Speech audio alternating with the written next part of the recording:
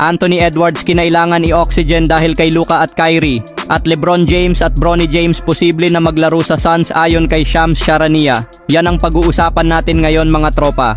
Pero bago yan, baka pwede mag-subscribe ka sa aking channel at paki-follow din ng aking Facebook page Tropang Basketball para may chance ka manalo ng Tropang Basketball t-shirt. Simulan na natin mga tropa. Let's go!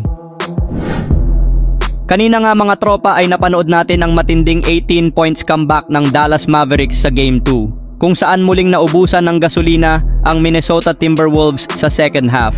Malamang napanood nyo nga po ang game winner ni Luka Doncic, kung saan talagang napasayaw niya nga ang 4th time Defensive Player of the Year winner Rudy Gobert.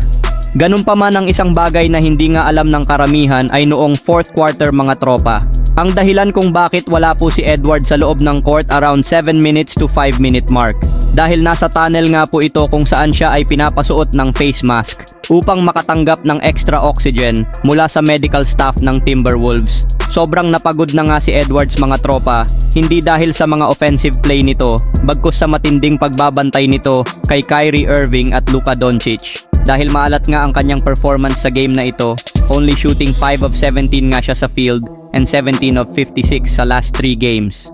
Subalit nasasagad nga siya mga tropa kay Kyrie Irving at Luka Doncic. Ayon nga sa report na nanggaling mismo kay Dave McMenamin ng ESPN. Literal nga na halos himatayin na si Edwards sa kakadepensa kay Kyrie at Luka Doncic, to the point na kinailangan niya pa ng extra oxygen upang makahinga ng matino.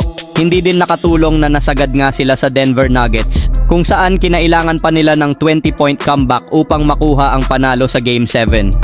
Kung magpapatuloy nga na ganito ang performance ni Edwards ay talagang kakapusin siya palagi sa hininga. At hindi na nga nakakagulat kung masweep nga sila ng Dallas Mavericks sa next 2 games sa kanilang home court. Ano ba ang masasabi nyo mga tropa tungkol dito? Dito naman tayo kay LeBron James at Bronny James mga tropa. Ang isa sa mga senaryo sa pagpasok ng NBA draft, imbes na yung mga top picks ang pinag-uusapan ngayon, ang nangyayari ngayon ay kay Bronny James nakafocus ang mga media.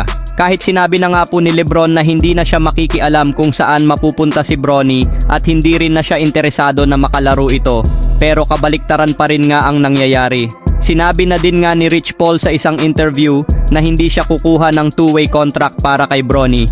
Sa ngayon meron na lang din until May 30 para makapag-withdraw ang mga players na sasali sa draft.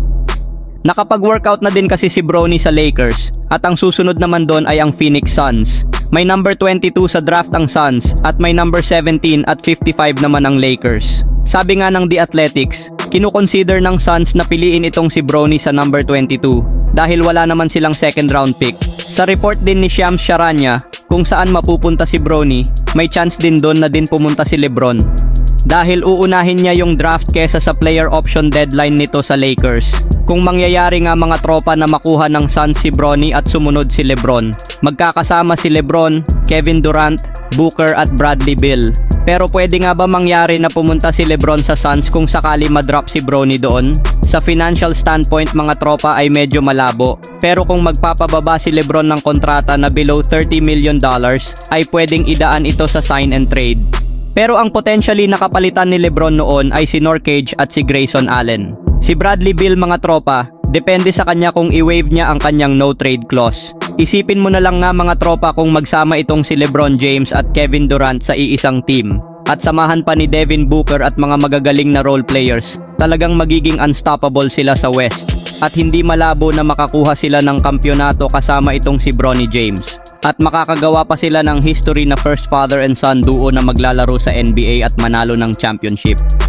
Anong masasabi nyo dito mga tropa, dapat bang kunin ng Suns itong si Bronny para makabuo sila ng super team kasama si LeBron James? Pakikomento naman dyan sa ibaba.